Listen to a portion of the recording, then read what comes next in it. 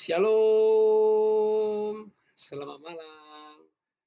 Saya ucapkan selamat Natal bagi kita dan biarlah sukacita Natal melingkupi hati kita sehingga kita semuanya bersukacita.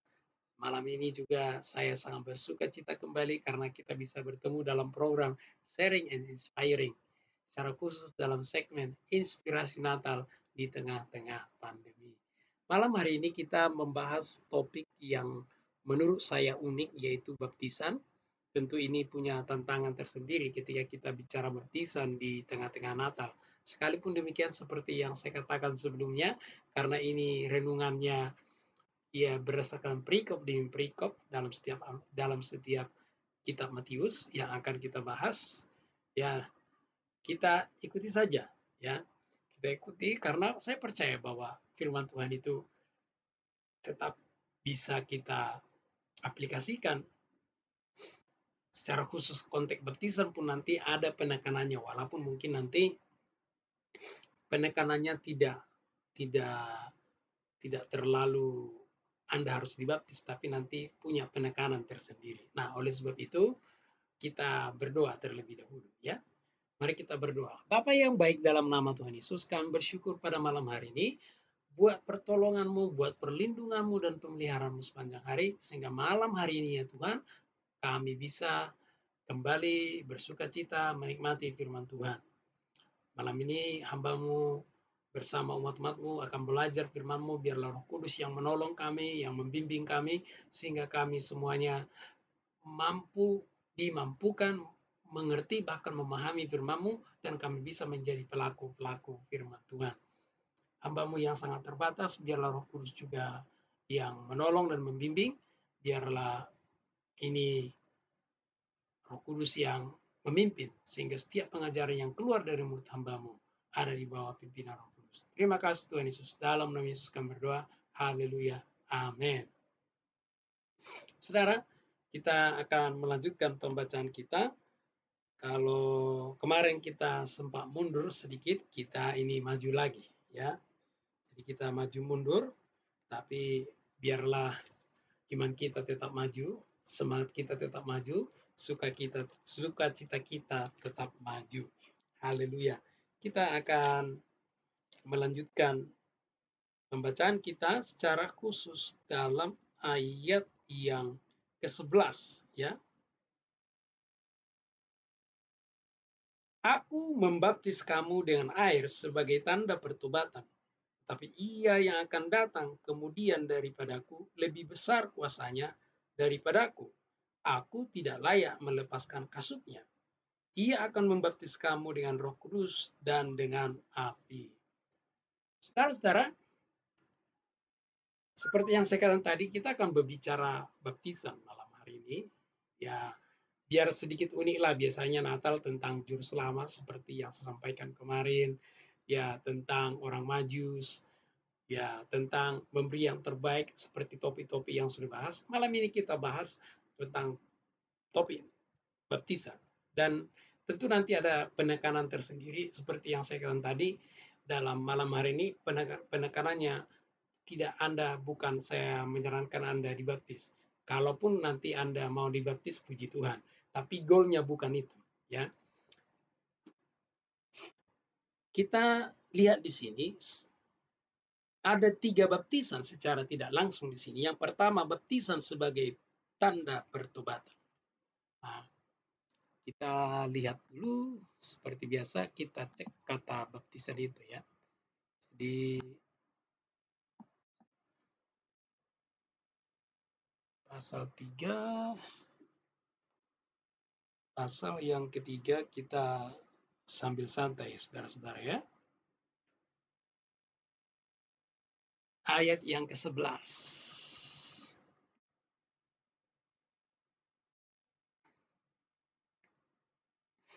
Kita berangkat dari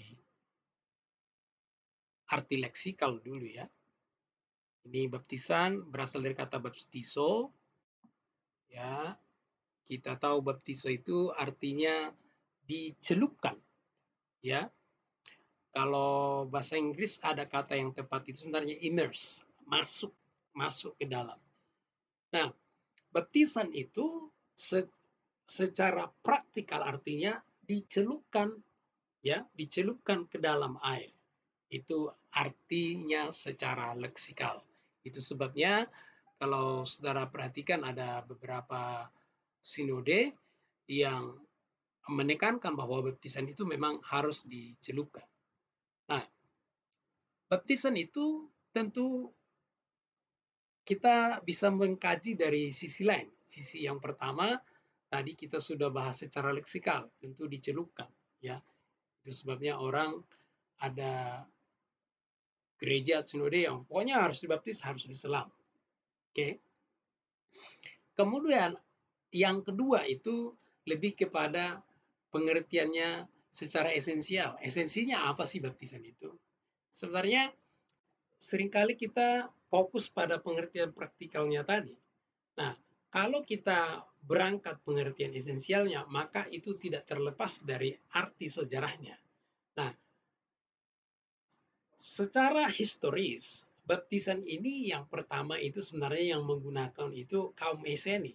Ya, kaum Eseni, siapa saja yang mau masuk dalam kaum Eseni ini pada zaman itu, mereka harus dibaptis terlebih dahulu. Maka ketika orang itu dibaptis, maka mereka disebut masuk kepada mazhab. Jadi secara esensial baptisan itu masuk kepada azab. Maka mazhab maksud saya, bukan azab, mazhab. Itu dua hal yang berbeda. Jadi maka secara praktikalnya memang dicelupkan ke dalam air, maka sedangkan secara esensialnya ya yaitu masuk ke dalam satu mazhab. Nah, saya pernah membahas ini dalam satu grup sebenarnya. Itu sebabnya saya bahkan di ruang diskusi kampus, waktu di kampus juga saya sempat membahas ini. Itu sebabnya ada orang berkata, saya ini golongan Apolos, saya ini golongan Paulus. Kenapa? Karena pada saat itu memang orang yang mengaku golongan Paulus, mereka dibaptis oleh Paulus. Orang yang mengaku golongan Apolos, mereka dibaptis oleh Apolos. Jadi, siapa saja saat itu yang membaptis, maka mereka masuk pada mazhab itu. Maka ketika Yohanes membaptis, maka orang masuk pada mazhab Yohanes. Nah, bagi Yohanes saat itu, baptisan itu bukan hanya sekedar masuk kepada mazhab, tetapi ini memiliki makna spiritual, yaitu sebagai tanda pertobatan. Jadi yang ketiga, makna spiritual daripada baptisan itu adalah yaitu tanda pertobatan. Maka setiap orang yang bertobat dibaptis. Itu sebabnya kalau kita baca dalam Kisah Para Rasul, Petrus berkata, bertobat dan beri dirimu dibaptis untuk pengampunan dosa, ya. Lagi-lagi sebenarnya baptisan itu bukan mengampuni, ya. Yang mengampuni itu adalah Yesus Kristus. Itu ketika orang bertobat, menerima Tuhan Yesus Kristus, dia menerima pengampunan dari Yesus Kristus, lalu dibaptis, maka itu sebagai tanda pertobatan. Nah, saudara dan saya, kita itu dibaptis ya di dalam nama Bapa, Anak, dan Roh Kudus.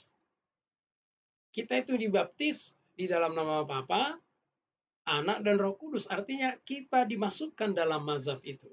Kalau konteks ini saya sebut kita dimasukkan dalam kerajaan Allah. Ketika kita dibaptis di dalam Yesus, maka kita dimasukkan dalam Yesus. Itu sebabnya ada beberapa kelompok mereka lebih melihat kepada pengertian esensialnya. Ya, esensinya adalah kita masuk pada kerajaan Allah. Ya, ada kelompok yang terlalu, ya menurut saya yang menekankan pengertian praktisnya. Menurut saya itu sah-sah saja. Tapi malam hari ini saya tidak mau berdebat itu.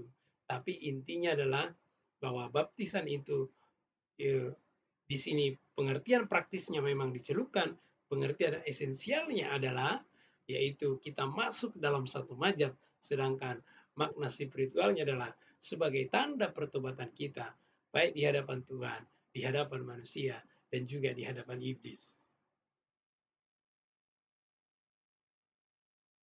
Kemarin, saudara-saudara, kita sudah membahas tentang Natal sebagai momen pertobatan, kemudian menghasilkan buah pertobatan. Lagi-lagi seperti yang saya katakan tadi, saya tidak mengajarkan baptisan harus bagaimana saudara dibaptis pada malam hari ini, hanya mengingatkan bahwa baptisan itu salah satunya. Baptisan dalam konteks ini adalah, baptisan Yohanes itu adalah sebagai tanda pertobatan. Nah, kalau saudara-saudara malam hari ini mau dibaptis, ya saya bersyukur juga, walaupun sebenarnya itu bukan goal utama saya dalam konteks ini. Nah, yang kita lanjutkan yaitu tentang yang kedua itu baptisan Roh Kudus. Nah, ini yang menjadi penekanan saya. Nah, saudara, kalau secara praktikal kita tidak akan bisa melihat seperti apa baptisan Roh Kudus itu, ya. Walaupun Yesus pernah menghembusi murid-muridnya, nah itu dia bisa menghembusi murid-muridnya karena dia adalah Tuhan. Maka saya dan saudara siapa sehingga kita berani menghembusi orang? Ya, harusnya kita pertimbangkan itu, ya. Jadi hanya Yesuslah yang membaptis kita dengan Roh Kudus. Nah, pertanyaannya baptisan Roh Kudus itu seperti apa? Nah, kalau secara praktikal ya kita bisa melihat Yesus pernah menghembusi murid-muridnya. Itu bisa kita anggap karena itu Yesus melakukannya, ya. Kemudian pengalaman di Kisah para Rasul yang kedua ketika hari raya Pentakosta pada saat yang bersamaan Roh Kudus dicurahkan. Tapi itu kita nggak melihat Yesus secara fisik pada saat itu. Di situ ada tanda-tanda, ya. Dan kita tahu itu pada saat itu mereka dipenuhi dengan Roh Kudus. Lalu mereka mulai berbahasa asing dan bahasa yang mereka ucapkan itu orang lain mengerti, ya. Ya, dalam konteks ini yang disebut bahasa lidah. Ya, kalau diterjemahkan sebagai bahasa roh sah saja, yang penting itu mengacu kepada bahasa lidah. Dan bahasa lidah yang pada saat itu dimengerti orang yang mendengar pada saat itu. Lagi-lagi, penekanan saya pada malam hari ini bukan pada itu, ya. Bukan itu, tapi sekali lagi, saya lebih menekankan pengertian esensialnya. Apa itu pengertian esensialnya? Ketika kita dikatakan dibaptis dengan Roh Kudus, maka kita masuk ke dalam Roh Kudus. Benar ya? Sama seperti tadi baptisan pertobatan, ya, baptisan Yohanes masuk kepada mazhab Yohanes, kemudian baptisan Apolos masuk pada mazhab Apolos, baptisan Paulus masuk pada golongan Paulus. Kalau kita dibaptis dengan Roh Kudus, artinya kita dimasukkan ke dalam Roh Kudus. Jadi Roh Kudus ada di dalam kita, kita ada di dalam Roh Kudus. Jadi saudara, malam hari ini yang mau saya tekankan itu adalah baptisan Roh Kudus itu adalah saya dan saudara masuk di dalam Roh Kudus ada dalam diri saudara.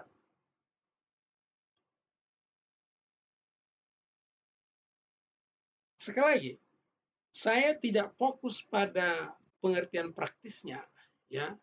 Pengertian praktis seperti ya dihembusi oleh Yesus. Yesus sudah di surga, mungkin dia tidak menghembus lagi. Ya, dia punya cara sendiri membaptis saya dan saudara, ya. Nah, penekanan saya malam hari ini pengertian itu ya, di mana kita masuk ke dalam Roh Kudus dan Roh Kudus masuk dalam diri kita. Jadi kita ada di dalam Roh Kudus ada di dalam diri kita. Nah, maka kalau kita kaitkan sedikit dengan penuh Roh Kudus, sekali lagi, kalau kita berbicara penuh Roh Kudus, mungkin secara praktisnya seperti mungkin gelas dituangi dengan air, ya, lalu penuh. Mungkin itu pengertian secara praktisnya, tapi kan Roh Kudus itu tidak dibatasi oleh ruang dan waktu. Maka ketika kita berbicara dipenuhi Roh Kudus, lebih kepada seberapa besar itu kita memberikan diri dikuasai oleh Roh Kudus. Nah, jadi kalau saya hubungkan dengan pengertian baptisan Roh Kudus ini, seberapa besar hidup kita ini kita serahkan kepada Roh Kudus, sehingga Roh Kudus yang menguasai hidup kita.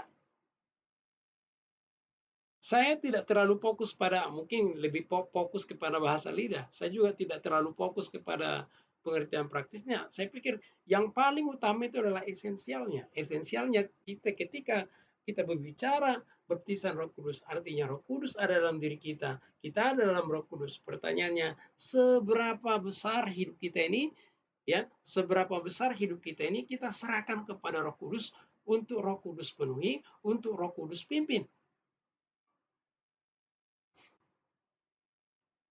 Ini esensi yang mau saya tekankan malam hari ini. Kita merayakan Natal bertahun-tahun, pertanyaannya apakah kita ini sudah dikuasai Roh Kudus sepenuhnya?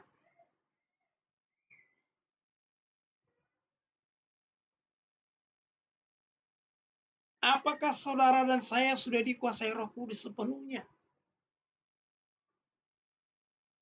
Itu yang utama ketika kita bicara baptisan Roh Kudus. Jangan terlalu fokus pada hal-hal yang lahiriah. Tapi esensinya yang harus kita perhatikan. Baptisan Roh Kudus itu kita masuk ke dalam Roh Kudus ada dalam diri kita. Selanjutnya setelah itu, seberapa besar kita serahkan hidup kita kepada Roh Kudus. Seberapa besar hidup kita serahkan supaya dipimpin oleh Roh Kudus.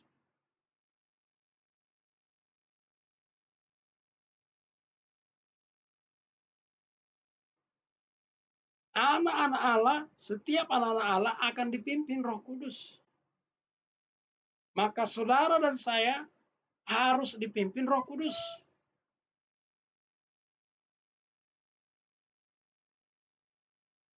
Maka ketika berbicara baptisan Roh Kudus memang sangat luas, saudara. Tapi yang mau saya tekankan malam hari ini, seberapa besar kita membuka hati kepada Roh Kudus sehingga kita dipimpin oleh Roh.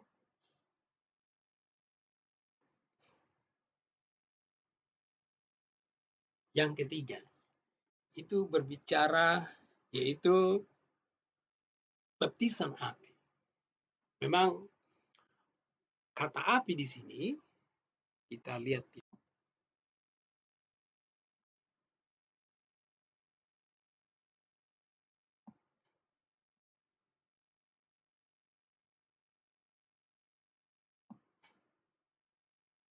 ya.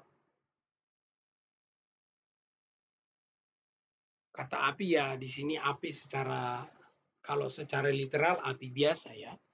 Tapi dalam konteks ini kita bukan berarti pengertian secara literal ya. Sebentar. Harusnya di nongol ya.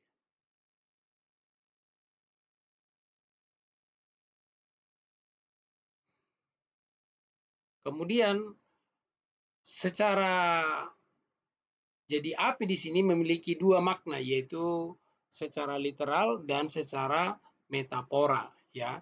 Ini berbicara eskatologi, yaitu penghukuman. Ya, ini berbicara tentang murka Allah. Nah, tapi kalau kita berbicara ini adalah murka Allah, tentu ini sudah diselesaikan oleh Yesus sendiri. Kita sudah digantikan.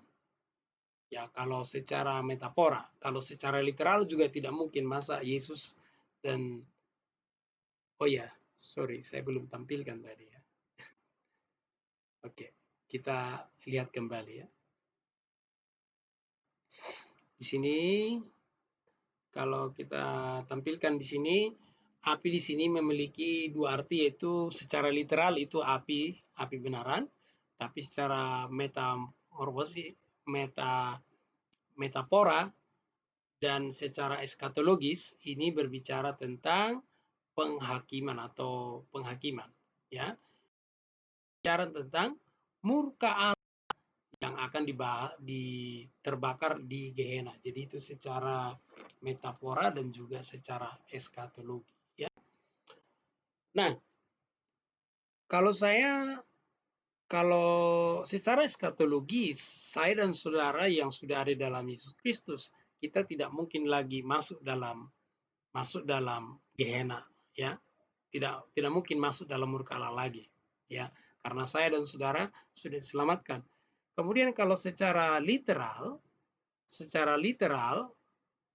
sorry, secara literal tidak mungkin Yesus dan saya membakar saudara, maka saya lebih memilih pendekatan metafora. Kalau secara metafora ini menggambarkan ya segala sesuatu yang menyakitkan kita. Ini bisa berupa penderitaan, berupa penganiayaan, berupa yang kalau boleh saya simpulkan ini lebih kepada penderitaan mengikut Kristus. Ya, ini lebih kepada pendekatan metafora. Ya, sekali lagi, kalau secara literal tidak mungkin Yesus membakar saya dan saudara, tidak mungkin. Kemudian kalau secara eskatologis tidak mungkin juga. Karena apa? Karena saya dan saudara sudah diselamatkan di dalam Kristus, maka seharusnya kita tidak masuk lagi dalam api murka Allah itu. Maka paling memungkinkan adalah memiliki pengertian makna metafora, yaitu penderitaan yang mungkin seperti panasnya api. Ya, penderitaan. Ya, memang beberapa komentar yang pernah saya baca itu mengacu kepada penderitaan. Artinya apa? Ketika kita mengikut Kristus, maka ada penderitaan-penderitaan yang kita alami. Termasuk berupa ketika kita dicaci maki, ketika kita ditolak, termasuk sampai pada penganiayaan. Itu berbicara baptisan api. Nah, malam hari ini kita sudah mempelajari 3 baptisan yang disebutkan oleh Yohanes dalam Matius 3 ayat yang ke-11. Yang pertama, dia menyebut bahwa baptisan Yohanes itu adalah berbicara tentang pertobatan. Yang kedua tadi, yang saya tekankan tadi bahwa baptisan itu memiliki pengertian. Yang pertama itu berbicara pengertian praktikal. Pengertian praktikalnya adalah dicelupkan ke dalam air, ya. Sedangkan secara esensial itu adalah masuk dalam satu mazhab. Ya, jadi kalau orang dibaptis oleh Yohanes, maka orang masuk dalam mazhab Yohanes, dan baptisannya itu adalah sebagai baptisan pertobatan. Kemudian yang ketiga saya bicara makna spiritualnya, yaitu bahwa baptisan itu adalah sebagai bukti pertobatan. Pertobatan kita di hadapan Tuhan, di hadapan manusia, di hadapan hamba Tuhan, termasuk di hadapan setan, bahwa kita sudah bertobat. Seperti yang saya katakan, kalau saudara mau dibaptis malam hari ini, itu adalah satu berita yang bagus, walaupun penekanan saya bukan itu. Yang mau saya tekankannya itu adalah tentang baptisan Roh Kudus. Nah, baptisan Roh Kudus tentu kalau kita melihat secara praktis, yang pernah kita lihat, yang bisa kita tahu ketika Yesus melakukannya itu dengan menghembusi, ya, menghembusi mereka dengan Roh Kudus. Maka sebenarnya yang layak, satu-satunya yang layak menghembusi manusia dengan Roh Kudus hanyalah Yesus. Hanya Yesus yang melakukan baptisan Roh Kudus. Kemudian kalau kita melihat dalam Kisah Para Rasul, ya, kita bisa melihat itu sebagai baptisan kepada murid-murid pada saat itu disertai dengan tanda-tanda secara fisik. Itu sebenarnya memberikan tanda penggenapan bahwa nubuatan yang dinubuatkan itu sudah digenapi. Jadi ada tanda fisiknya. Nah, kembali lagi secara esensinya adalah ketika kita dibaptis Roh Kudus, maka kita masuk dalam Roh Kudus. Jadi saya dan saudara ada di dalam Roh Kudus ada dalam saudara-saudara. Maka yang penekanannya paling saya tekankan malam hari ini adalah seberapa besar kita berikan hidup kita ini kepada Roh Kudus untuk dikuasai Roh Kudus dan dipimpin oleh Roh Kudus. Saya tidak menekankan tanda misalnya bahasa lidahnya. Kalau hanya bahasa lidah saja, banyak orang bahasa lidah tapi hidupnya tidak dikuasai Roh Kudus.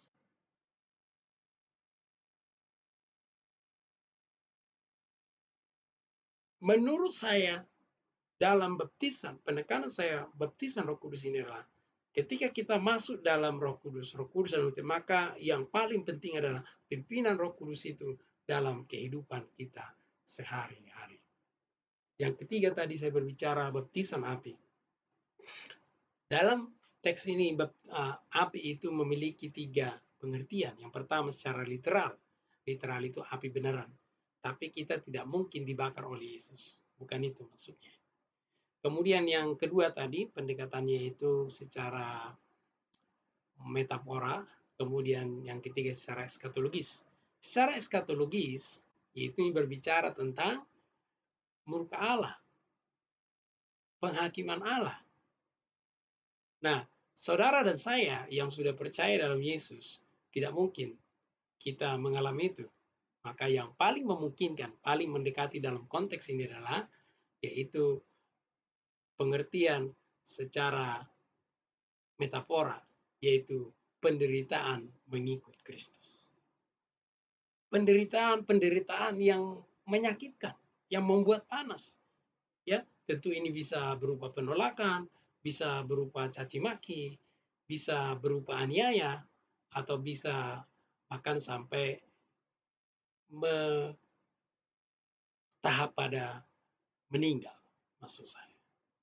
Jadi saudara-saudara, kalau berbicara tentang baptisan api dan itu semua kembali kepada kehendak Yesus.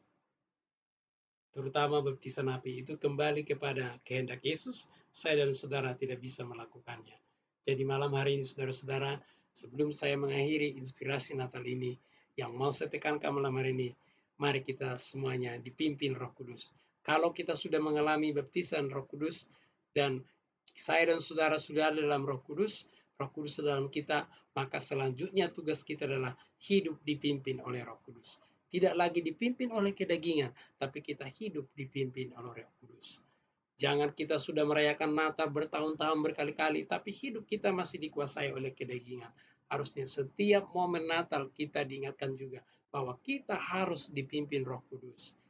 Ya, biarlah momen Natal ini juga mengingatkan kita bahwa kita ini perlu dipimpin oleh Roh Kudus setiap hari dalam hidup kita. Amin untuk firman Tuhan. Tuhan Yesus memberkati. Mari kita berdoa. Bapa yang baik, dalam nama Tuhan Yesus kami bersyukur ya Tuhan buat pembelajaran firman Tuhan malam hari ini. Biarlah kami semua mau belajar dan biarlah kami semua mau taat. Terutama ya Tuhan, kami mau dipimpin Roh Kudus. Tuhan Yesus, malam hari ini kami bersyukur kalau secara praktis ketika kami dibaptis dengan Roh Kudus, kami ada dalam Roh Kudus dan kami juga ada di Roh Kudus ada dalam kami. Biarlah kami sebagai orang-orang yang sudah dibaptis Roh Kudus mau dipimpin Roh Kudus dalam hidup kami setiap hari ya Tuhan. Biarlah pimpinan Roh Kudus itu nyata dalam hidup kami sehingga kami semakin hari semakin disempurnakan sama seperti Kristus disempurnakan. Terima kasih Tuhan Yesus. Hamba-Mu sudah selesai berbicara. Biarlah Roh Kudus yang tetap berbicara bagi kami semuanya. Biarlah malam hari ini sebelum kami istirahat, kami menerima kasih sayang daripada Bapa, pertolongan daripada Yesus Kristus, serta persekutuan Roh Kudus menyertai kami malam ini sampai selama-lamanya. Dalam nama Yesus. Haleluya. Amin. Amin. Shalom. Selamat Natal bagi kita semua. Saya mengucapkan terima kasih buat doa dan dukungan Bapak Ibu dalam program Sharing Inspiring ini. Saya juga meminta dukungan doa saudara-saudara supaya ke depan juga ada studio dan juga perlengkapan yang lebih memadai dan juga nanti ada timnya. Doakan semuanya biar program ini bisa memberkati banyak orang dimanapun berada. Ya, Bagi Bapak Ibu yang mau mengunjungi website saya, silakan bisa mengunjungi Dr. Tolok Marbun, ya. Dan saya juga memiliki Facebook fanpage, bisa di itu Dr. Tolok Marbun, dan juga ada Instagram dan Telegram. Ya, ini baru saya aktifkan lagi. Dan bagi Bapak Ibu yang ada di subscriber saya ucapkan terima kasih sudah dengan setia menyimak setiap video-video pengajaran firman Tuhan yang saya upload. Dan bagi Bapak Ibu yang pertama kali menyimak acara ini, jangan jangan lupa atau saya ingatkan kembali supaya tekan tombol subscribe-nya dan mengaktifkan loncengnya supaya ketika ada video pengajaran firman Tuhan yang saya upload dalam channel ini, Bapak Ibu bisa menerimanya. Sekali lagi, saya Dr. Tulu Marbun mengucapkan terima kasih banyak. Shalom, selamat Natal bagi kita. Selamat malam, selamat beristirahat. Tuhan Yesus memberkati.